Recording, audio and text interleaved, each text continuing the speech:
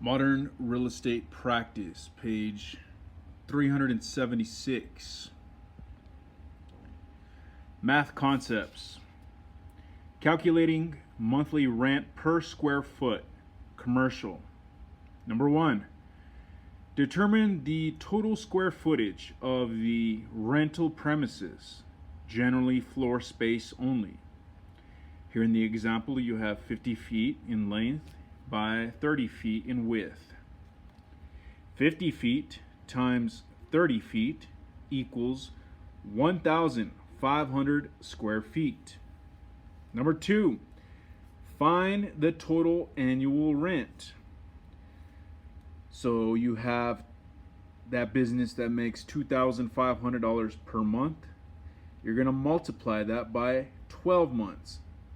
That equals $30,000 per year.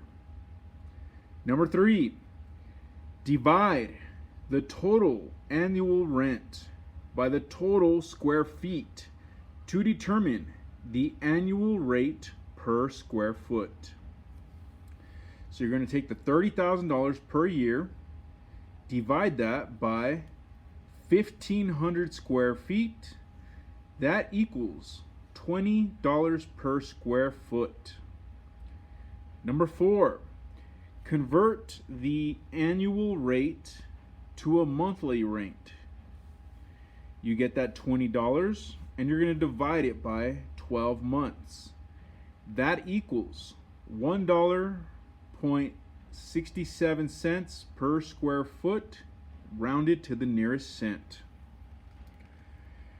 The terms of rental payment should be spelled out in the lease agreement, including time and place of payment, provisions and penalties for late payment and return checks, and provisions for cancellation and damages in case of non-payment.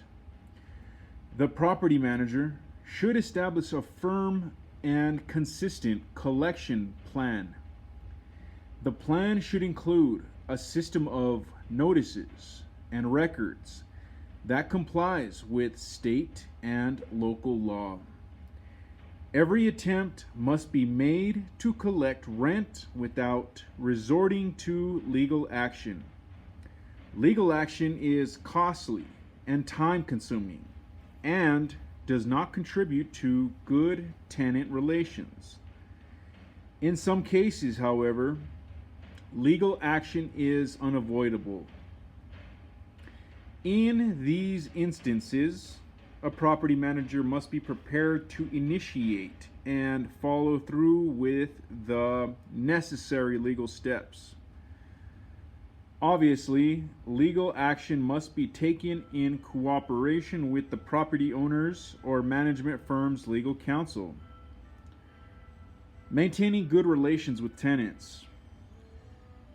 The ultimate success of a property manager depends on the ability to maintain good relations with tenants. Dissatisfied tenants are more likely to vacate the property early. A high tenant turnover rate results in greater expenses for advertising and redecorating, and less profit for the owner due to uncollected rents. Empty units and storefronts can also damage a property's reputation and its perceived desirability. An effective property manager establishes a good communication system with tenants and prospective tenants. An internet site that highlights property features and solicits new tenants can also have a section limited to residents that post activities, maintenance updates, and other news to keep tenants informed and involved. Email notices, printed and electronic newsletters, and posted memoranda, especially when updated on a regular basis, are also useful. Above all, maintenance and service requests must be attended to promptly, and all lease terms and building rules must be enforced consistently and fairly. A manager, page 377, who fails to treat all tenants the same in terms of rent collection and enforcement of lease terms or rules and regulations will create ill will among tenants and might even be violating fair housing laws. A good manager is tactful and decisive and acts to benefit both owner and occupants. The property manager must be able to address residents who do not pay rent on time or who violate building regulations. When one tenant fails to follow the rules, the other tenants often become frustrated and dissatisfied. Careful record keeping shows whether rent is remitted promptly and in the proper amount. Records of all lease renewal dates should be kept so that the manager can anticipate a lease expiration and retain a good tenant who might otherwise move when the lease term ends. Maintaining the property.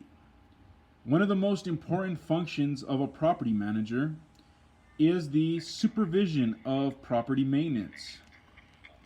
A manager must be able to assess the building's needs and how best to meet those needs.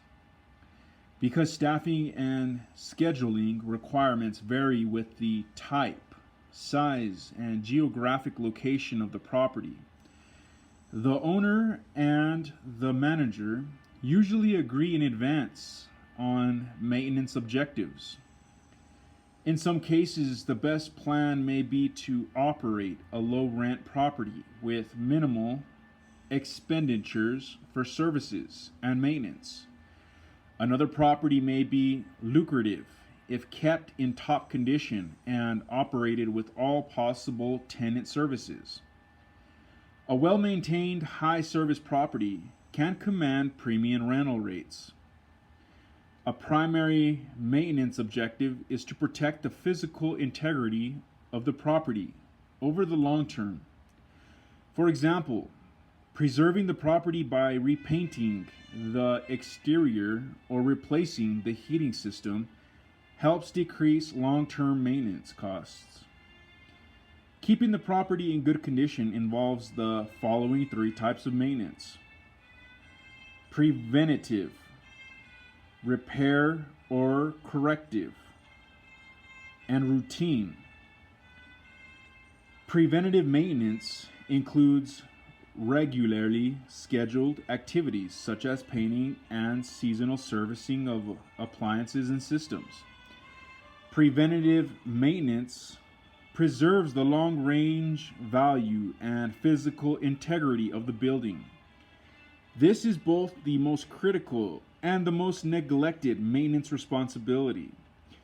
Failure to perform preventative maintenance invariably leads to greater expense in other areas of maintenance. Repair or corrective maintenance involves the actual repairs that keep the building equipment, utilities, and amenities functioning. Repairing a toilet, fixing a leaky faucet, and replacing a broken air conditioning unit are acts of corrective maintenance. A property manager also must supervise the routine maintenance of the building.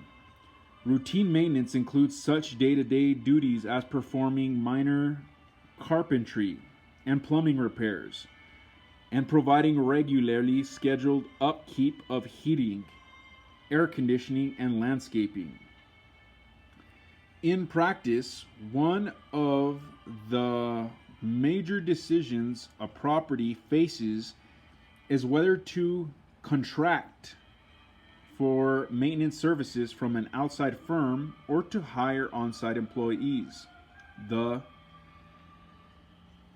then there's, once again, the types of maintenance are preventative, repair or corrective, and routine.